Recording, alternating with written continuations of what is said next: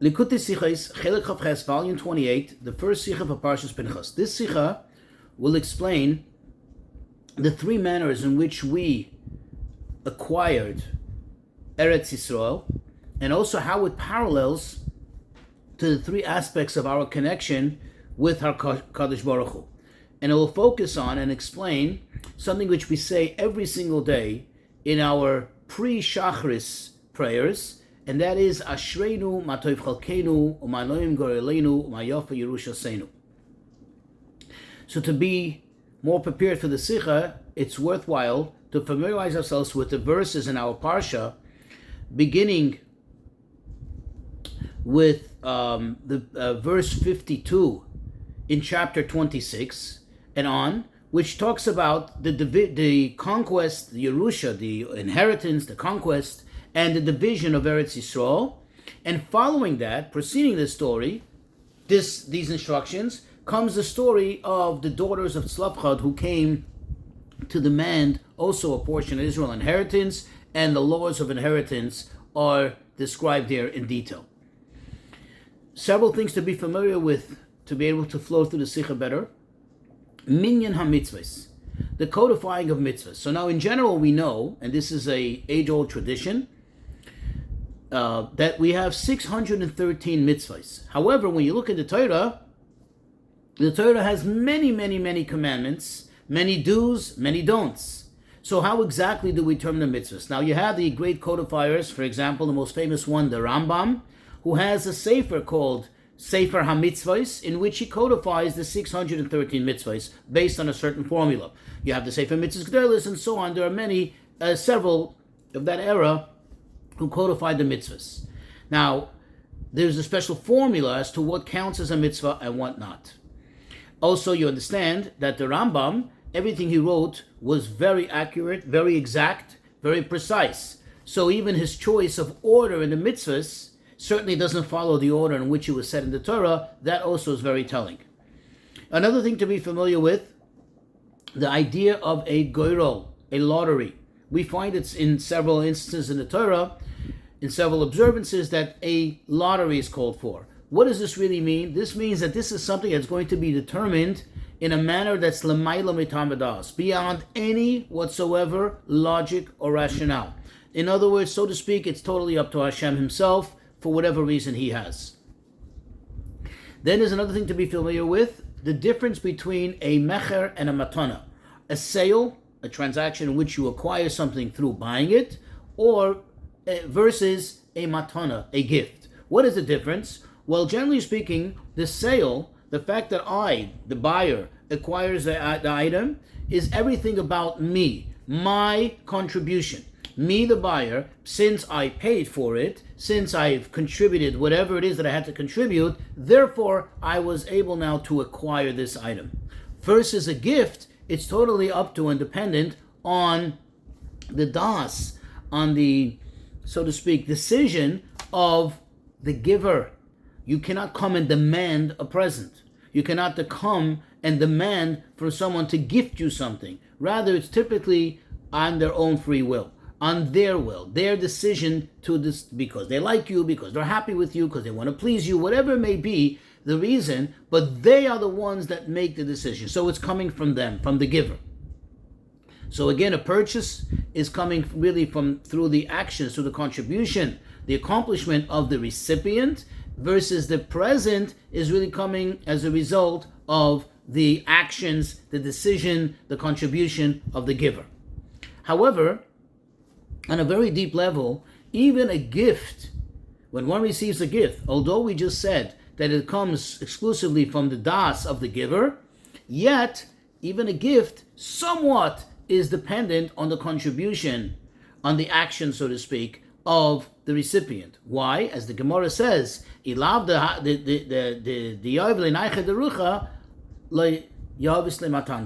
if not for the person, the recipient of the gift, if not for them having done something to please the giver, then they wouldn't have had given them this gift. In other words, they wouldn't have been triggered to give them the gift. That means there's something that also the recipient is contributing, albeit in a very, very esoteric manner.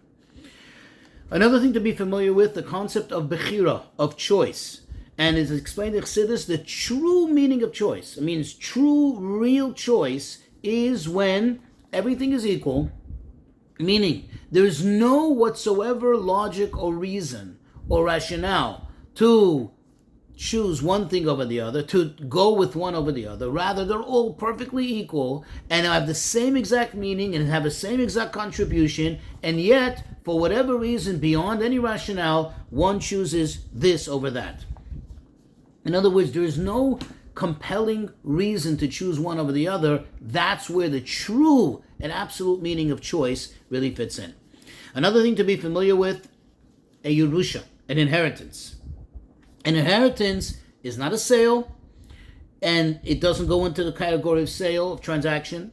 It does not go into the category of a gift. Rather, what it is because what's called testator, meaning the recipient of the thing, the person who's getting the inheritance, he is because of the heir is part of the testator, meaning the cause of the heir is one with the one who's giving it, leaving the inheritance, therefore automatically, b'derech memela, innately, he receives the thing. Let's go into the Sicha. So in the Minyan HaMitzvahs of the Rambam quotes the very last mitzvah of the 613 mitzvahs as the mitzvah of Nachalos, which is all the rules of inheritance as quoted in this parsha, and he quotes the pasuk Ish ki yamus uvein lo. He says, as it says, if a man dies and he has no son, and hence the connection of this Sikha to our parsha.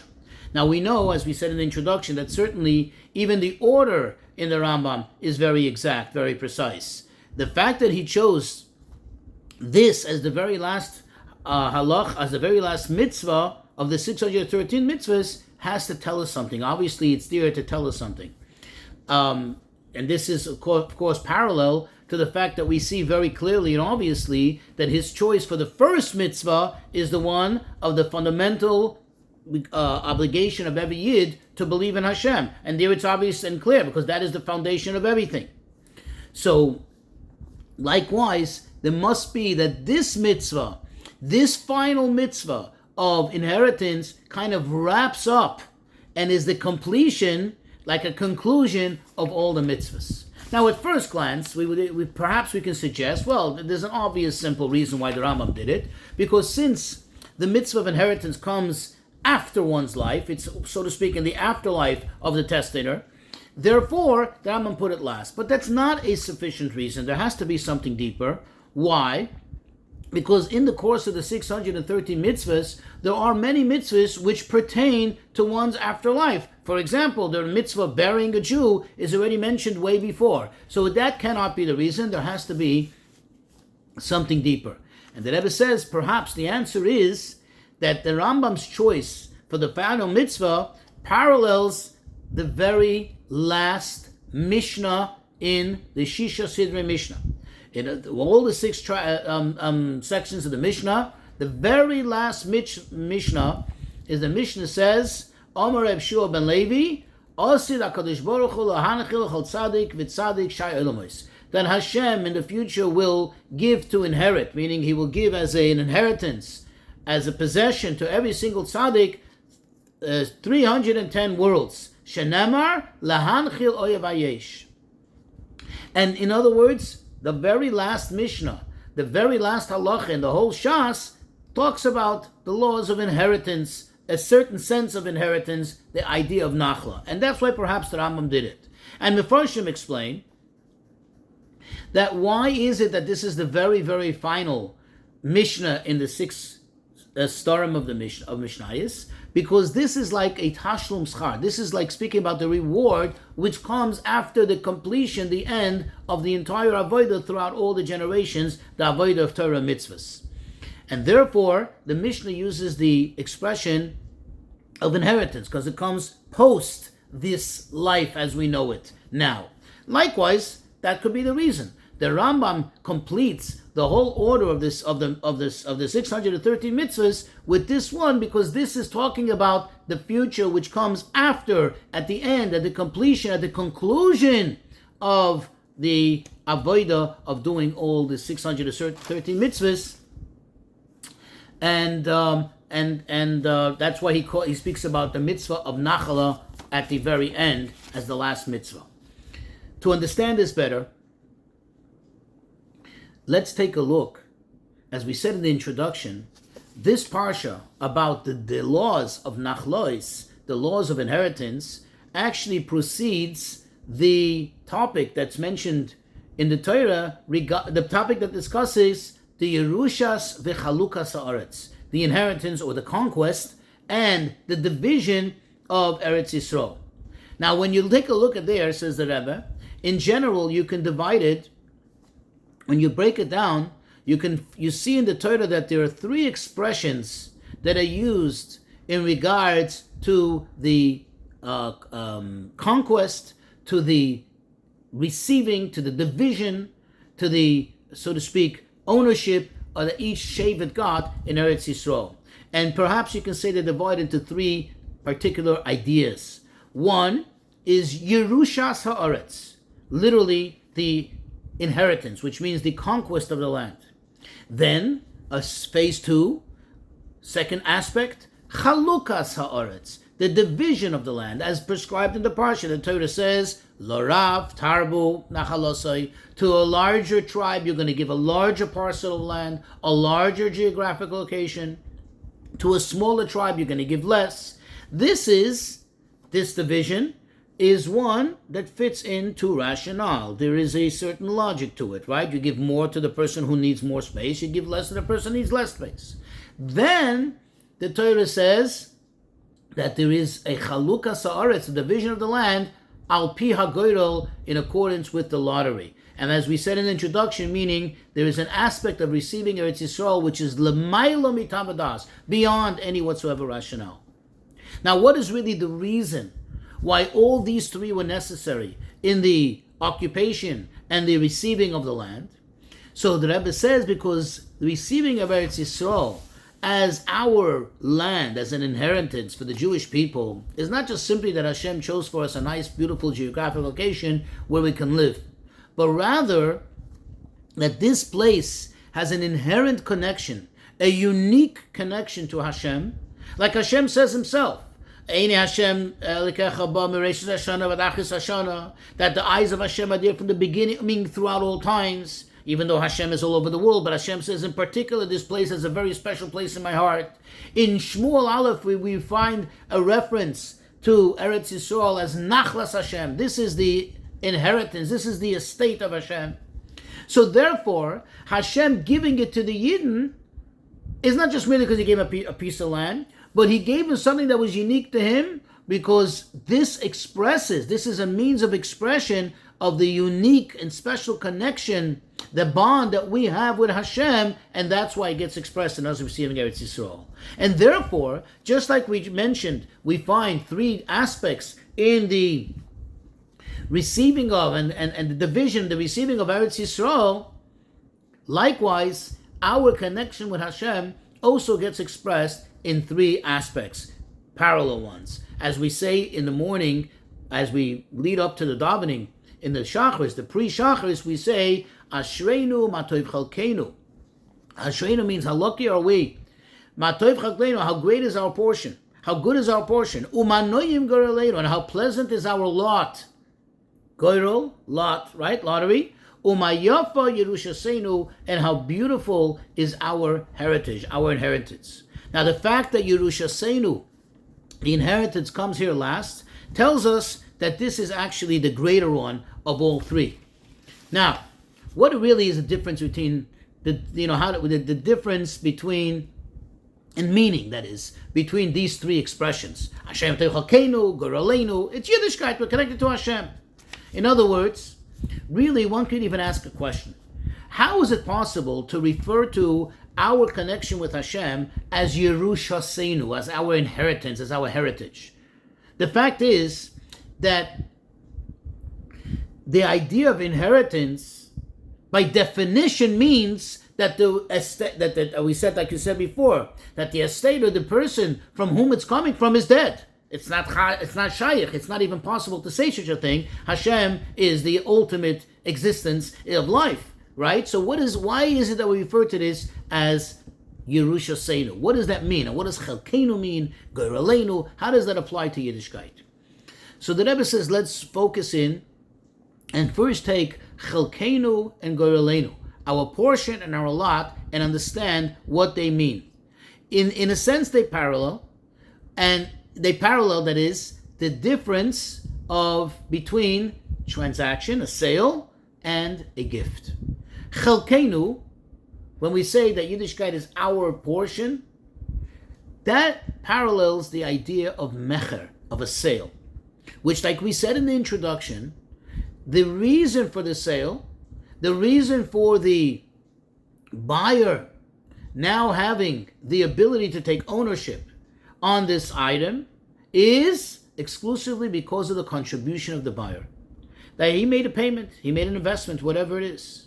And likewise, Chelkeinu refers to the aspect of Yiddishkeit, of our connection to Hashem, which we achieve all the various blessings, all the various emanations and so on, which comes as a result of our avodah, what we contribute, our input.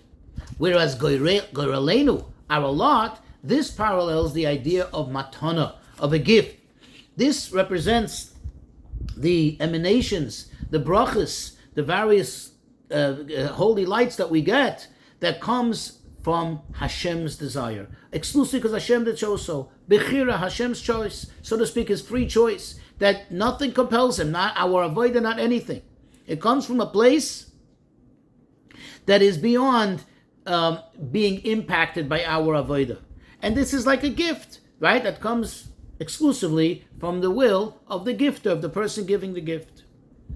Interesting, on a deeper level we can explain that Chelkeinu represents not only the connection through our avodah, but rather, moreover, it represents the connection of the essence of our being, that we are connected to Hashem.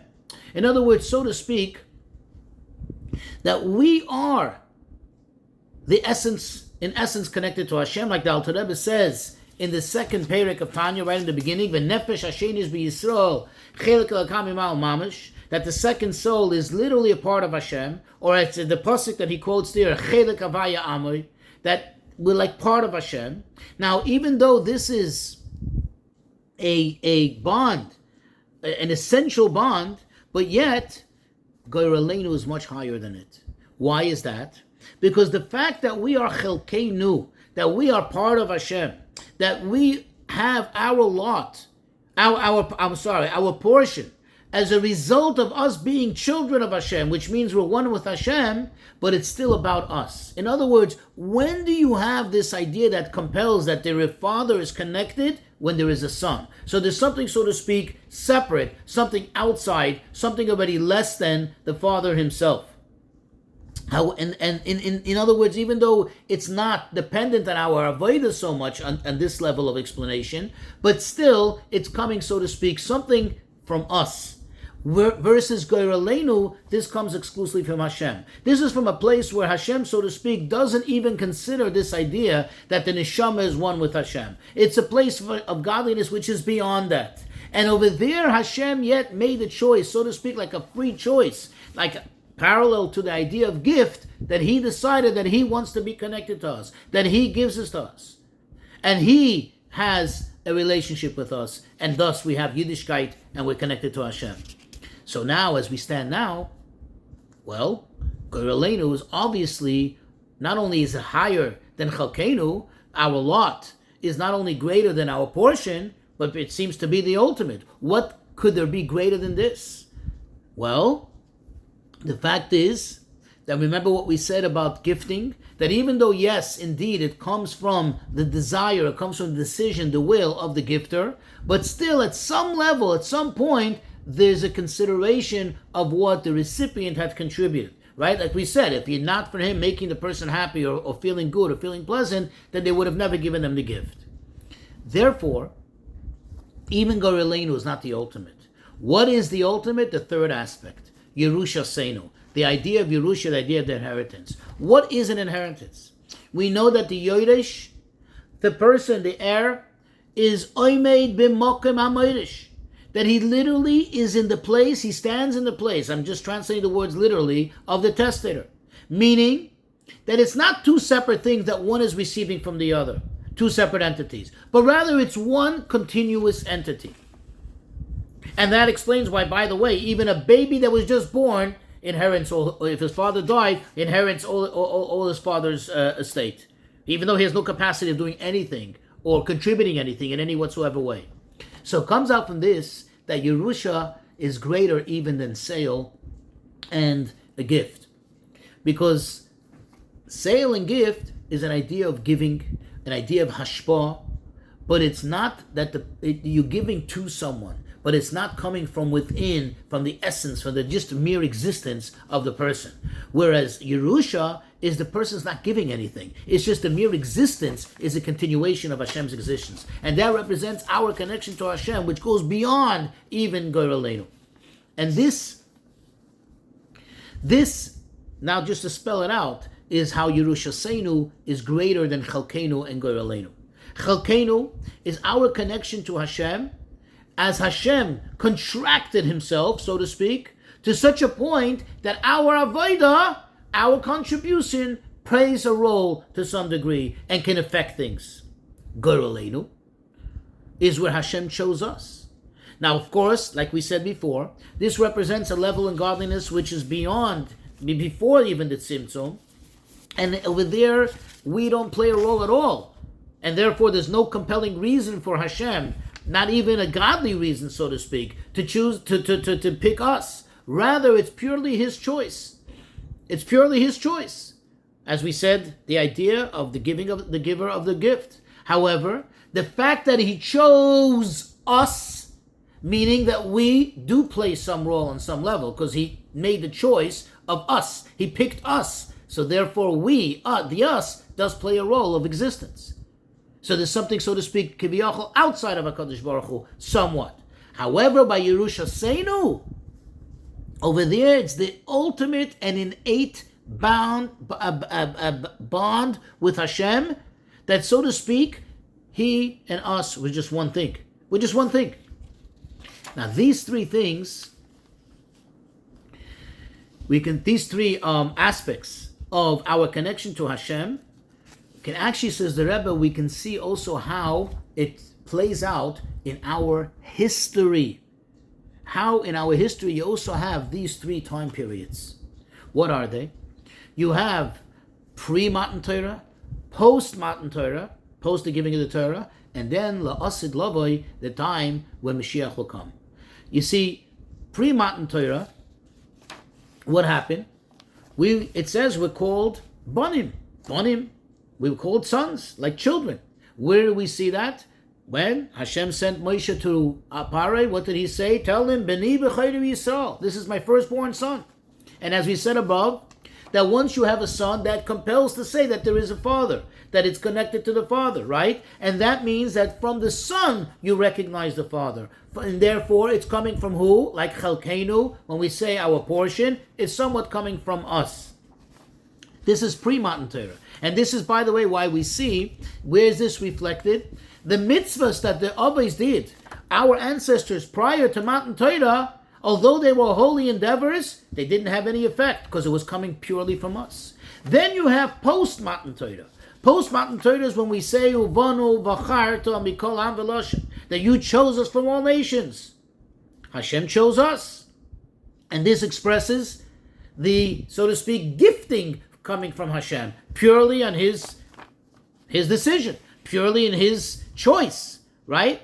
And this is now, this set in motion, the avodah of Bnei Yisrael of doing the mitzvahs. And that's why now, Hashem chose us, so now when we do a mitzvah, it does have an effect. It has a very good effect. It actually just changes the world. It has an effect on the world.